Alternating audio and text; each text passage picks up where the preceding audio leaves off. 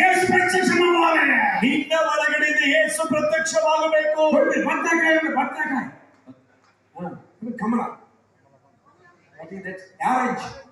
ಒಂದು ಆರೆಂಜ್ ಬರ್ತದಲ್ಲ, ಕಿತ್ತಳೆ ಹಣ್ಣು. ಆರೆಂಜ್ ಗಟ್ಟಿಗೆ ಪಿಂಡ ಅನ್ಕೊಂಡು ಈಗ ಕಿತ್ತಳೆ ಹಣ್ಣನ್ನು ಗಟ್ಟಿಯಾಗಿ ಹಿಂಡಿದ್ರೆ ಏನಿಸ್ತದೆ? ಏನು ಬರ್ತದೆ? ಆರೆಂಜ್ ರಸಂ. ಆ ಒಂದು ಕಿತ್ತಳೆ ಹಣ್ಣಿನ ರಸ ಬರ್ತದೆ. ಮತ್ತೆ ತರುవాత ಆಪಲ್ ಒಂದನ್ಕೊಡಿ. ಆಪಲ್ ಹೌದು, ಆಪಲ್ ಇದೆ ಅನ್ಕೊಳ್ಳೋಣ. ಬಾಗ ಮಿಕ್ಸಿಲಿ ಬೇಯಿಸಿ ಅನ್ಕೊಂಡು ಅದನ್ನ ಚೆನ್ನಾಗಿ ಮಿಕ್ಸಿಯಲ್ಲಿ ಹಾಕಿದ್ರೆ ಏನು ಬರ್ತದೆ? ಆಪಲ್ ರಸಂ. ಆಪಲ್ ರಸನೇ ಬರ್ತದೆ. ಅಲ್ಲ, ಅದೇ ರೀತಿಯಲ್ಲಿ ಕ್ರೈಸ್ತರನ್ನು ఎవరైనా వచ్చి ಯಾರಾದರೂ ಬಂದು ಹಿಂಡಿದರೆ ಯೇಸುವೇ ಬರಬೇಕು. ಯೇಸು ಬರಬೇಕು. వస్తున్నాడా? ಯೇಸು ಬರ್ತಾ ಇದ್ದಾನ. అయ్యా యేసు కనిపిస్తున్నాడా? ಯೇసు ಕಾಣ್ತಾ ಇದ್ದಾನೆ.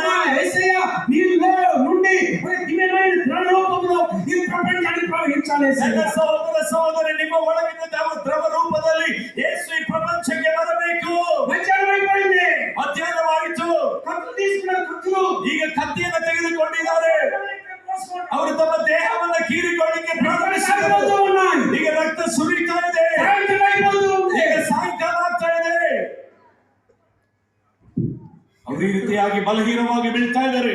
రక్తం కారిపోతే ఏమవుతారండి? ಮತ್ತೀಗ ರಕ್ತ ಎಲ್ಲ ದೇಹದಿಂದ ಸುರಿದು ಹೋದ್ರೆ ಏನಾಗ್ತದೆ? ಈಗ ರಕ್ತಹೀನತೆ ಬಂದಾಗ ನಿಲ್ಲಕ್ಕೆ ಆಗ್ತದೆ. ಈಗ ಅವರು ಭಯಂಕರವಾಗಿ ಬಲಹೀನರಾಗಿ ಬೀಳ್ತಾ ಇದ್ದಾರೆ. ಆಗ ಏಲಿಯನು ಬಂದನು. ಹಲ್ಲೆಲೂಯಾ. ಆಗ ಏಲಿಯನು ಬಂದನು. ಹಲ್ಲೆಲೂಯಾ. ತಪ್ಪಿಕೊಂಡಿದ್ದೀರಾ? ಸರಿರಿ ಎಲ್ಲರೂ. ಎಲ್ಲರೂ ಸರಿರಿ. ಸರ್ಕೊಂಡ್ರ ಬಲಿಪೀಠದ ಮೇಲೆ ಆ ಬಲಿಪೀಠದ ಎತ್ತದ ಹತ್ತಿರ ಬಲಿಪೀಠನ ಕಟ್ಟಾರೆ.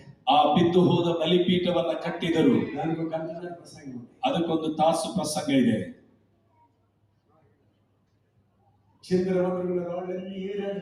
ಅಲ್ಲಿ ಆ ಚಿತ್ರವಾಗಿ ಬಿದ್ದಿರುವ ಎಲ್ಲ ಕಲ್ಲುಗಳನ್ನು ಹುಡುಕಿದರು. ಆ ಒಂದು ಕಲ್ಲಿನಿಂದ ಒಂದು ಉತ್ತಮವಾದ ಬಲಿಪೀಠವನ್ನು ಕಟ್ಟಿದರು. ಆ ಒಂದು ಕಲ್ಲು, ಅದರ ಮೇಲೆ ಕಟ್ಟಿಗೆಯನ್ನು ಹೊಂದಿಸಿದರು.